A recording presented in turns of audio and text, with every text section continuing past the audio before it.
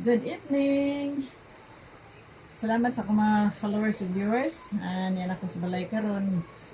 Sali pa ko mag ito kusina karon bag-anan sa mong panihapon dili sa ako mag record sa ako kung sa akong him or magkanta kay wala ko'y copy ani niya isa ra ko'y cellphone kay isa ka ang cellphone inday do pa to lang to pa man siya nag-assignment aun to kung kuag ko ano kanang copy sa kanta.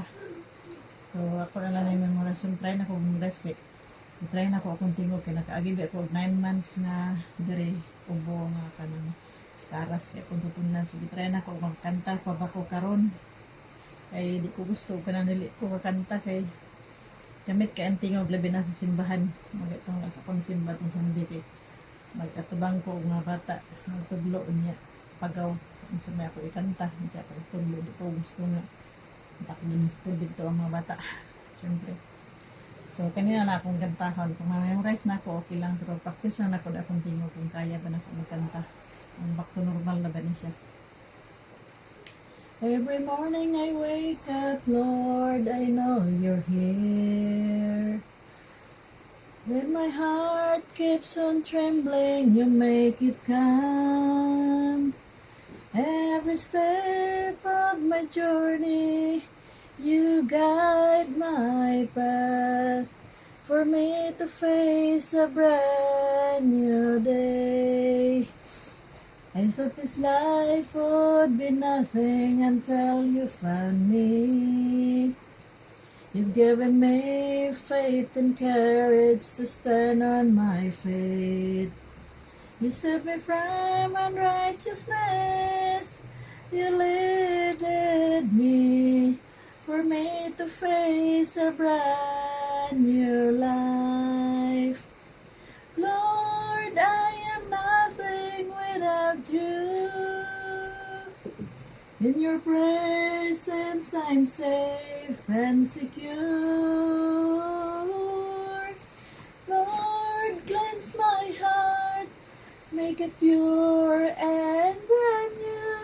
Be with me for the rest of my life.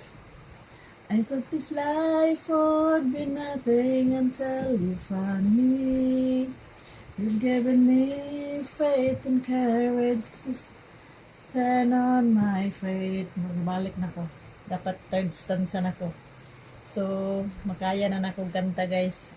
How I wish nga naanta ko umagad nga kabalo mo gitar do. Aron dali lang ko makakanta. Nangandoy.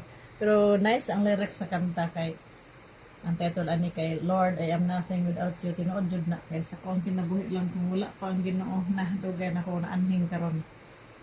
Muna nga sa tanan gid natong mga problema, mga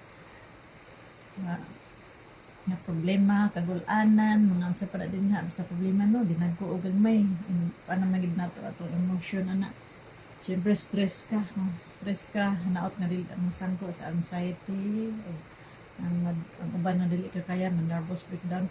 Ako lang dyan tips para sa inyo no, dangop ug ampo lang dyan sa Ginoo kay usa jud ko sa una sa kanang naka-experience gud og grabe nga kanang problema ba nga dako yun kaayo siya kay affected ang akong mga anak kay financial man siya niya kanang wala di ko lang kasaligan adto ang Ginoo ra jud muna ako ang share sa inyo ha kung unsa jud problema ayaw jud pud dangop og kanang mga suicide iampo jud sa Ginoo idangop kung wala pa kay relasyon diha sa Ginoo decide na karon mahimo dili jud mahimo effective ang imong prayer kung wala ang imong relasyon diha sa Ginoo. Unahon gid mo ang imong relasyon diha niya.